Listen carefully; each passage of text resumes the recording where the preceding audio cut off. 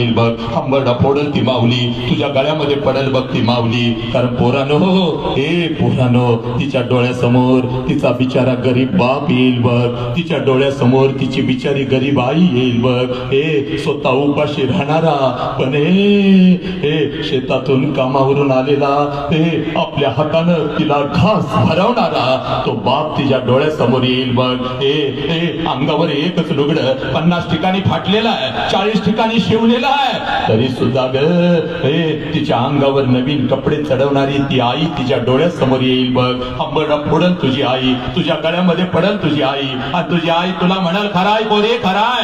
हे पोरे 25 वर्षापूर्वी महिन्यातून 4 वेळेला मी माझ्या माहेरी जात होते बघ, माझ्या आईला भेटायला, माझ्या वडिलांना भेटायला, माझ्या भावाला भेटायला. हे पोरे तुझं वय 1 वर्षाचं होतं, तुला सुद्धा अंगा खांद्यावरती खेळवत, तुला सुद्धा तुझ्या आजोळी घेऊन जात होते, तुझ्या आजीला, तुझ्या आजोबांना, तुझ्या मामाला भेटवण्यासाठी. पण पोरे आता 25 वर्ष उलटून गेली, आणि आता वर्षातून काय ग 2-2 वर्षातून एकदा सुद्धा मी माझ्या माहेरी जात नाही बघ पोरी. त्याला कारण आहे बघ पोरी, त्याला कारण आहे. 25 वर्षापूर्वी माझ्या मस्तकी अक्षता पडल्या बघ. 25 वर्षापूर्वी माझ्या मस्तकी अक्षता पडल्या बघ. तुझ्या बापाचा हात धरून मी माझ्या सासरी आली, आणि सासरी आल्यानंतर एखादाच महिना मी कसा तर काढला बघ पोरी. एखादाच महिना मी कसा तर काढला बघ, आणि तुझ्या बापासमोर हंबरडा फोडून मी रडू लागली.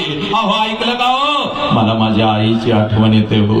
अहो ऐकलं का, मला माझ्या बापाची आठवण येते हो. आई बापाला सोडून असं कधी मी राहिली नाही हो. जाऊ का हो, एकदा आई बापाला भेटून येऊ का, एकदा बापाला कडकडून बिट्टी मारून येऊ का, एकदा आईला कडकडून बिट्टी मारून येऊ का, एकदा भावाला बघून येऊ का हो. सांगा ना हो, तुमच्या परवानगीशिवाय मी नाही जाऊ शकत. मला माहिती आहे हे पोरानं, तुमच्या आईची वेदनाच तुम्हाला माहिती नाही रे. तिनं कसं तुमच्यासाठी दिवस काढलं नालायकानं, हेच तुम्हाला माहिती नाही. ऐक हे पोरे, तुझ्या बापासमोर हंबरडा फोडून मी रडत होते बघ. माझ्या डोळ्यातले अश्रू आणि माझा हंबरडा पाहून तुझा बाप खिशामध्ये हात घालत होता, एसटी पुरता पैसा माझ्या हातावर ठेवत होता, आणि मला म्हणत होता जा हंबरडा फोडू नको, असं रडू नको, जा तुझ्या आई बापाला भेटून ये. पण ऐक का बाग, पहिल्यांदा चाललेस म्हणून पाठवतोय बाग, सारखं सारखं तुला जाता येणार नाही बाग, आणि सारखं सारखं जायचं असेल तर कायमच तिकडे निघून जायचं बाग, परत इकडे यायचं नाही. हे पोरी, इकडं माझं सासर होतं, इकडं माझं माहेर होतं, मध्येच माझी घुसमट होत होती, काही करावं कळत नव्हतं. हे पोरी, तुझ्या बापाचा आताचा बंगला, गाडी, थाट माट बघू नको. त्यावेळेला एका जुन्या पत्र्याच्या घरामध्ये आम्ही राहत होतो बघ.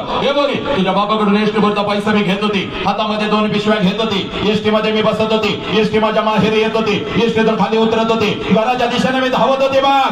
कधी एकदाची माझी आई माझ्या समोर येते, आणि आईला कधी एकदाची मी कडकडून मिठी मारते, कधी एकदाचा माझा बाप